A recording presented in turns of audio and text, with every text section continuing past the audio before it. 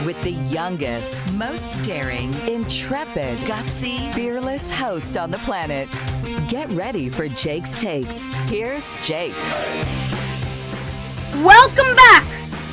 I am Jake, and this is Jake's Takes, where I get your favorite athletes and stars to open up and speak what's really on their minds. Make sure you hit that subscribe button, because you won't believe the guests I have lined up. Today's guest is a Canadian hockey legend, and I mean legend. He played junior hockey with the Barrie Flyers and the Windsor Spitfires in the Ontario Hockey Association, and went on to win the Memorial Cup. He also played with the Hershey Bears of the AHL. He eventually shifted to coaching and went on to win the Coach of the Year in the AHL. He was promoted to the NHL as head coach of the Boston Bruins and coached Bobby Orr and Phil Esposito. He led the Bruins to 4 division titles and 2 trips to the Stanley Cup. And of course, for over 30 years, he became the staple for Canadian hockey fans as he hosted Coach's Corner on Hockey Night in Canada. You can listen to his fabulous hockey show, the Don Cherry's Grapevine podcast, which just celebrated its 100th episode. I am so honored and pumped to welcome the best dressed star on Jake's Takes, the one, the only, hockey icon, Don Cherry!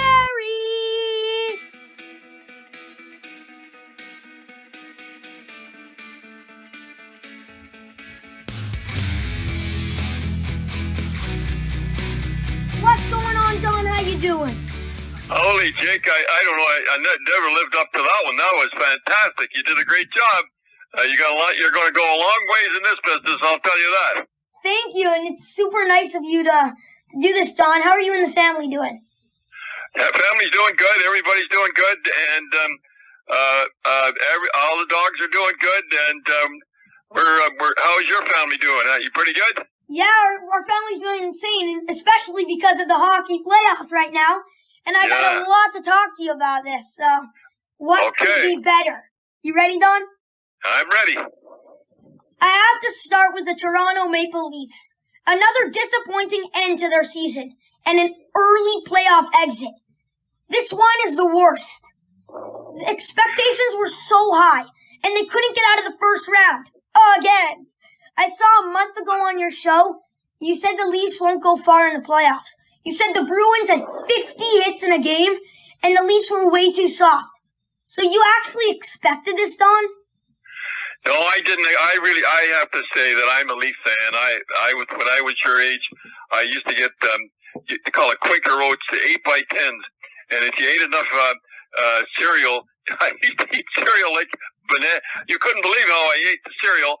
And so I'm a Leaf fan, and I've got it on my truck. And when I can't believe they were up 3-1, and they couldn't win one more game. But they had a lot of injuries. Now, yeah, and I'm not making excuses for them. I'm just as mad as everybody else.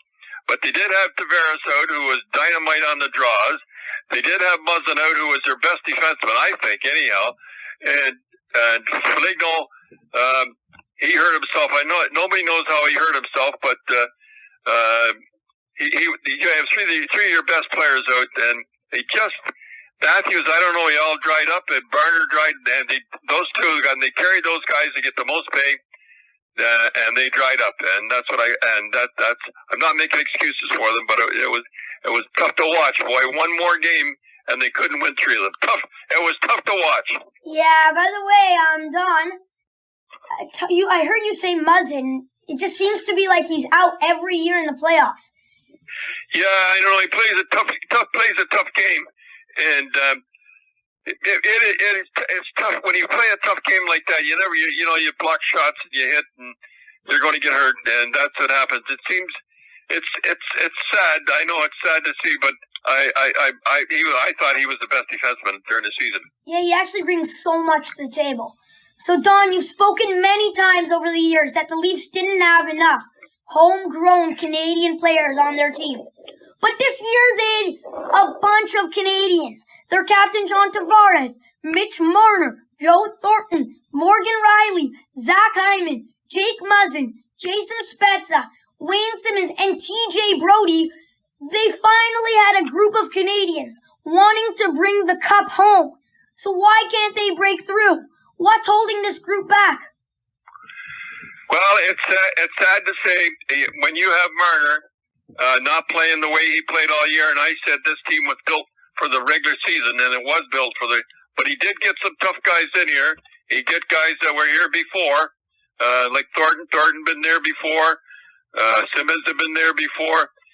It's hard to believe. Nobody can figure out. But when you have the two players that play the most, Marner and Matthews, and I'm not putting all the blame on them, but they're the guys they depended on all year, and they did not come through. And it's sad to say when you have one goal between the two of them, you don't expect that in the playoffs. You know, Don, I actually wanted to ask you about Mitch. He's a terrific young player. He was in the top 5 in NHL scoring in the regular season.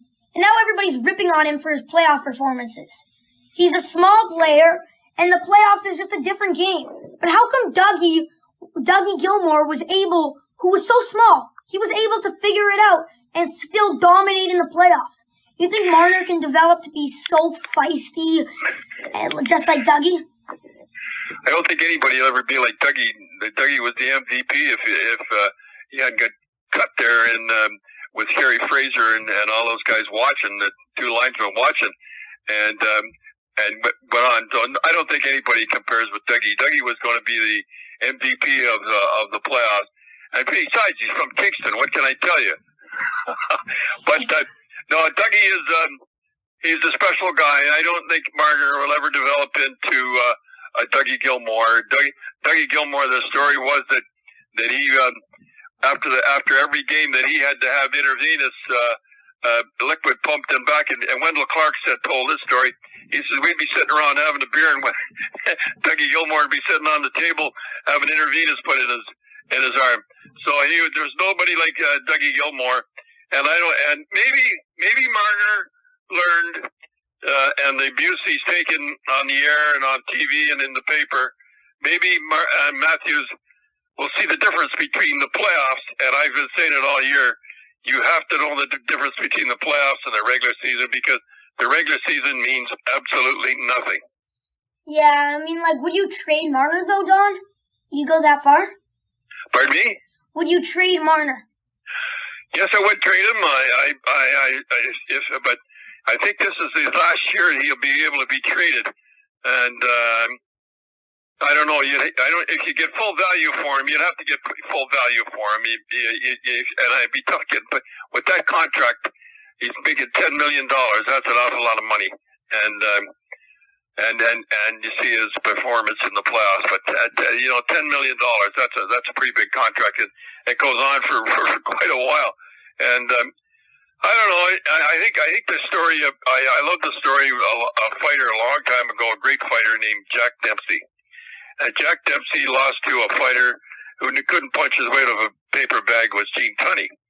And this was a long time ago, and he had a beautiful wife, an actress wife called Estelle Taylor, I think it was, Estelle something.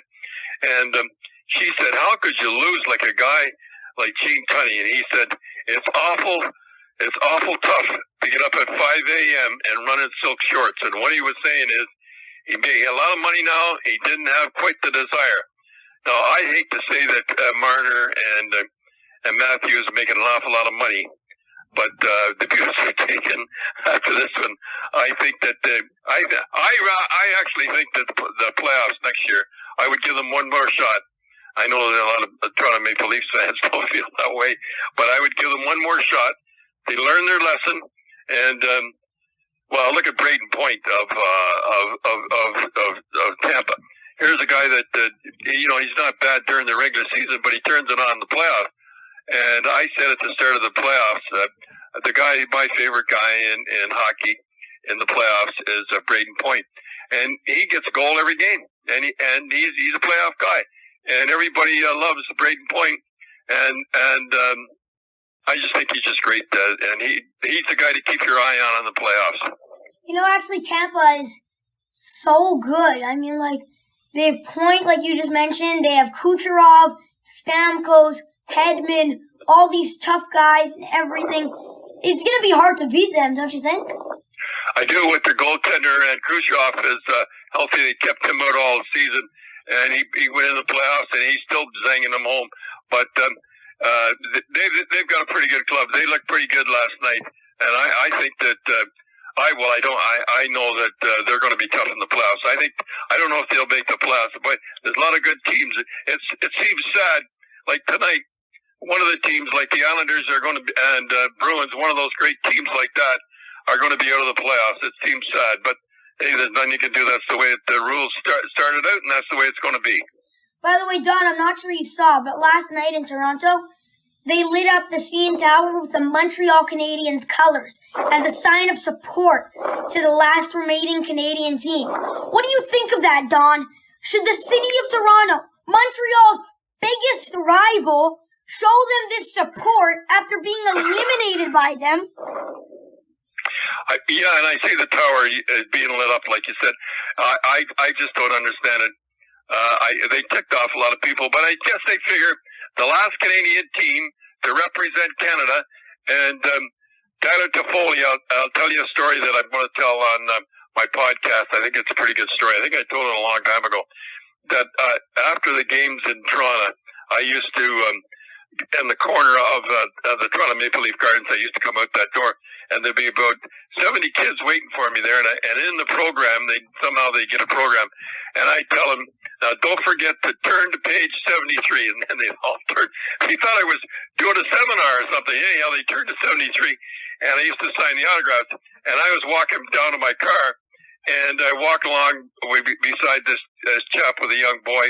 I'd say he was about your age, maybe a little younger, and he said, this is my son, and it was Tyler Toffoli, and I signed a card to him, and I said, see you in the NHL. And by God, he is doing great in Montreal, and there's another playoff guy. I think he's leading the team now in goals, and he gets to overtime good. So Tyler Toffoli, I guess they figure they don't realize the feeling between Montreal and Toronto. That's why they have and Montreal is the last Canadian team. That's why they have the light that's up. That's a nuts story. By the way, since we mentioned the Habs, I have some friends that are Habs fans, and they are killing me for it. Oh, see you in the Cup, Can't wait to celebrate. Oh, I mean, that's pretty impressive that they made it to the conference finals. Am I right? Well, I don't know how they ever did it. They showed a lot of character. They were down. They had to lose one game. They had to win those 3 games, so they showed a lot of character. And let's face it, they've got Price, the best goaltender. I think one of the best goaltenders, and he's playing like he played about 3 or 4 years ago. And I said, any team that goes in to play them, they're going to have a tough time. And he's hot right now, and they've got the best goaltender in the world, I think, anyhow. Okay, Don, right now on Jake's Takes, I hope you're excited, because it's game time! We're going to play some rapid fire. I'll ask you a bunch of short questions, and you answer them as quick as you can. Deal? I'm ready. Let's do it. Who would you rather have? Shea Weber or Alex Pietrangelo? Oh, boy. I would have Shea Weber because I've seen him more, and he does have that hour. But I like Peter Angelo too from Mississauga. Loudest arena in the NHL. What was that again? Loudest arena in the NHL. Well, I would have to say when we were in Carolina, they don't know what's going on down there, but they cheer on the icing. But I'd have to say that Carolina's crowd, when they get roaring, I think that they're the loudest. Who has better hair, William Nylander or Jaromir Jagr? I'll go with Nylander. He's pretty. Yes or no? Will the Leafs win a cup with this core? I'm an eternal optimist. I'll say yes. Will Jack Eichel play on the Sabres this year? With his contract, yes. He'll play one more year, and then if they don't do anything, he will be gone. Will Mike Babcock coach again in the NHL? Yes, for sure. Your favorite sport besides hockey? Well, baseball. I watch baseball, Blue Jays every night. Let's go, Jays! If you could change one rule in the NHL, what would it be? I'd throw out the interference rule, the penalty the other night for slashing against Boston. I just can't stand those phantom calls. That's the one rule I would get out, those phantom calls, slashing. I'm getting carried away here, but they scored on that goal, and that's what it cost Cassidy, the coach of Boston, $25,000. What's your favorite food for dinner? Chicken. Toughest player in the NHL today? That's a tough one. I'll say Ryan Reeves of the Vegas. He's the toughest. Don Cherry! That was a fabulous performance of Rapid Fire. You rocked them and socked them. Great job, Graves. Did you enjoy that Rapid Fire? I did, boy. You had great questions too, and as I said at the start, you're going to go a long way. I hope you go to broadcasting school, and somebody's going to be lucky to get you. Yeah, I just have a few more questions. That good? Okay, go ahead. I gotta ask you about the Boston Bruins. That's a huge Game 6 tonight in Long Island. With the win from the Islanders, they can just send the Bruins home. That series has just been phenomenal. Hard hits, aggressive forechecks, you name it. With the Bruins down 3-2 in the series, going on the road, are you counting them out, Don? No way. They're going to win that game, and they're going to come back, and they're going to win in Boston. What bothers me is Rask, their goaltender, is hurt. He better play better than he did the last game. Boston outshot them 42-18. So they better get some goaltending, because if they don't get goaltending, the most important thing in hockey is goaltending. If they don't get the goaltending, they won't go anywhere. But I'm betting on the Bruins, and I hope Rask gets a good rest. And if he's playing, I hope he plays better than he did the last game. By the way, Don, remember just a few years ago, the Leafs had the great Lou Lamoriello as their GM. And ever since he left and joined Long Island, Lou's Islanders have been winning playoff series every year. And the Leafs haven't even won a round yet. Well, I don't like the... Lamoriello brought two guys that I really liked was Martin. He was a tough guy, if you remember, and that Korvalov, who killed penalties and lots of heart. So he knows hockey, Lou Lamoriello. There's no doubt about it. And he paid $6 million for Barry Trotz, so he must know something. And Barry Trotz is doing. They're not too exciting, but they get the job done. Don, not only are you outspoken with your words, but you're also outspoken with your dress. You're the king of hockey talk, but you're also the king of fashion. Your suits are legendary, and you're dressed to kill. Tell me, how did these custom suits all start? And do you have anything in a size youth 11? Well, I don't know about that, but I started that in when I wore plaid when I was in Rochester American, and everybody liked the plaid. And then when I went to Boston, Bobby Orr and I used to go to a place called I forgot the name of it now. I forgot the name. Anyhow, it doesn't matter. And we used to go there, and I remember, boy, back in the 70s, I paid $1,200 for a suit. But I near the end there, I got all my fabric land, and I take him to a tailor at the Coop, and I'm a tough guy to fit, and that's where I used to. That's the whole story of how I got dressed. Last question. I'm still in shock with the Vegas Golden Knights.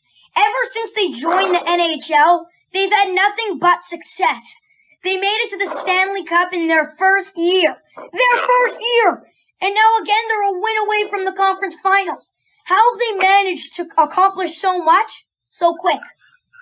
Well, they got to start it off. Yes, and there's a lot of GMs and there's owners saying the same thing. How can a team do that? But Fleury is the guy. When you have a good goaltender, you've got 90% of the business. And show me a good coach, and I'll show you a good coach, a good goalie. And that's the thing. Fleury is the guy. And don't forget, they picked up a lot of good players, and they've good GM. But the guy that turned the whole franchise around, as far as I'm concerned, the number one draft choice for Pittsburgh was Fleury. Fleury is the guy, and he's the guy, the reason they're there so far. Have you ever been to a game in Vegas? It looks crazy. Oh yeah, I was there. I was there when they went to the finals, and their crowd. They're like Carolina. They don't know what's going on, but they're good, enthusiastic, and they're good to be behind. But they don't know what's going on either.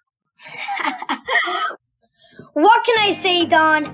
This has been an absolute dream come true to talk hockey with a legend like you. You have fun. Well, Jake, I'll tell you, you keep up the good work. And when your dad phoned and you emailed, I'm happy to be on with you, and I hope you go away and go a long, long way in broadcasting. I'm looking forward to it. Okay. Enjoy the rest of the playoffs and be well, Don. Okay, Jake. See you later. Toodaloo.